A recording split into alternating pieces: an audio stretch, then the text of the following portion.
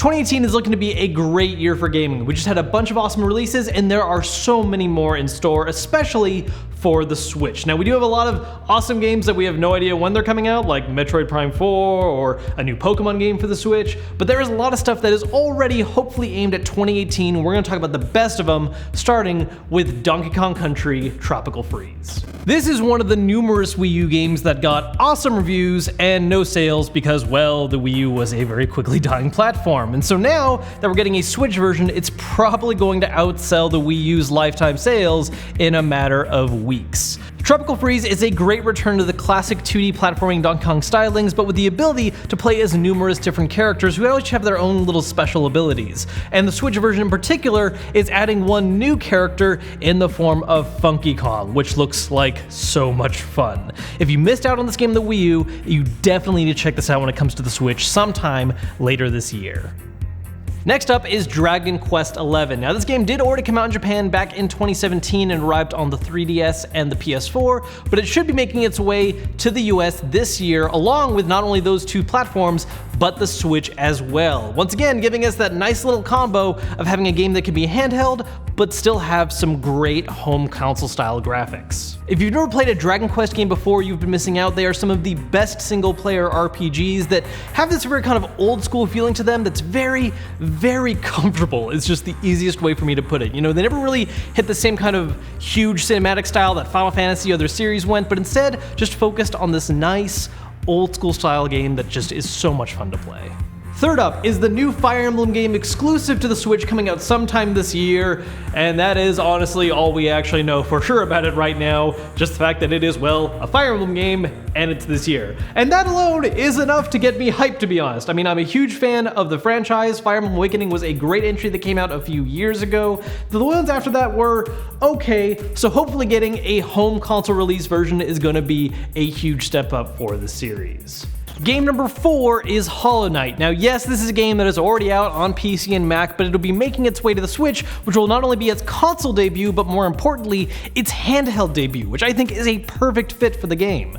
Now, if you haven't gotten the chance yet to play the game or even just read into it, the basic idea is that Halle Knight is this Metroidvania style game with a focus on exploration, defeating bosses, but it also has this very heavy Dark Souls feel going on at the same time, as far as its storytelling, its world design, all with the little paint thrown on in the form of everyone being bugs.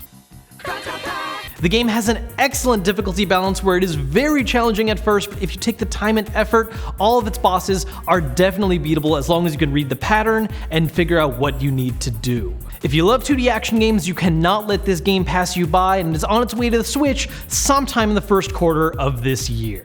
Next up, we have another game that was originally released on the Wii U and is making its way to the Switch, and that is Hyrule Warriors. Now, this game came out on the Wii U, it came out on the 3DS, and each time they've added more content, new stuff, but what's going to be really important for the Switch version is that we're going to be getting the quality of a home console style game with all the content that got added to 3DS, plus costumes based on Breath of the Wild. This is another title that if you did not own a Wii U or you just never picked this game up, you need to check it out. These Dynasty Warriors spin-offs that are featuring other properties are so much fun. They're not exactly the most complex games, but if you just need a great time killer where you can just mow down tons of enemies playing as your favorite characters from a franchise, Hyrule Warriors is something you have to check out.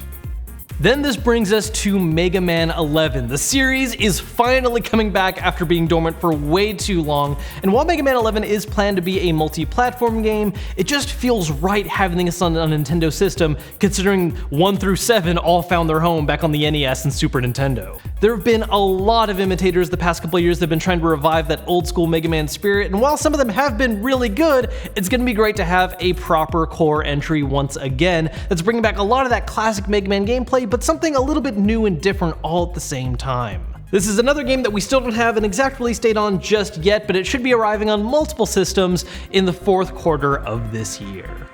Next up is Octopath Traveler, a new RPG from the same team behind Bravely Default, which is this really interesting looking mix of 2D graphics in a 3D plane and a lot of classical style RPG combat. Now what's really interesting about this title though is the fact that there's already a playable demo out for it that Square Enix has used to gather information from people about what kind of changes they can make. In fact, they just released a video responding to these surveys that is already giving us a glimpse at some of the changes they're making to make the game all the better. So with this kind of feedback for a title that has this kind of nostalgic love and this really awesome art style in mind, super excited to see what the final product looks like sometime in 2018. Eighth up is Travis Strikes Again, No More Heroes. Now, No More Heroes is a franchise that originally made its debut on the Wii, where it was a very, very strangely vulgar and violent game to make its debut on such a kid-friendly system like the Wii. And now with the Switch, with its approach of being friendly to both kids and adults, it is the perfect time to bring this series back. Now, details are still very skim about what exactly this new game is going to play like, but if it's anything like its predecessors, it's going to be a 3D action game with a focus on lightsaber combat and extremely crude humor. The one and only trailer for the game also hints there'll be crossover gameplay elements from some other violent indie titles, such as Hotline Miami, which is a perfect match made in heaven if you've ever played both of these series. The point is that this is going to be an awesome game to keep your eyes open for some time in 2018.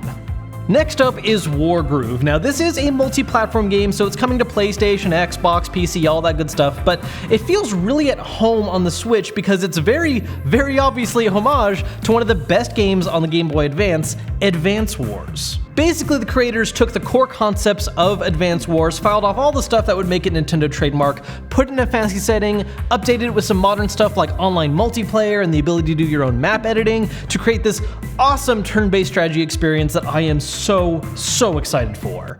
Plus it has dog units, which is really stupidly adorable. While we don't have a specific release date for this one just yet, you can look forward to seeing Wargroove sometime in the first quarter of 2018. Then we have The World Ends With You Final Remix. Now this was originally a DS game that was absolutely insane to play in the DS because the entire core experience was based around controlling two separate characters at the same time with different control schemes using the DS's dual screens. Now that's no longer the case obviously because the Switch only has one screen, so it'll be offering a different combat experience this time around. Along with this revised combat system and redone graphics, this version is also going to be featuring additional story elements that were not in the original DS version. Now, this is a game that you did not play before. You should not miss out this time around. It is an eccentric, weird title, very much unlike anything you've probably played before, but it is so good. Like most of the games on this list, once again, we still don't have a hard release date just yet, but it is planned for sometime in 2018.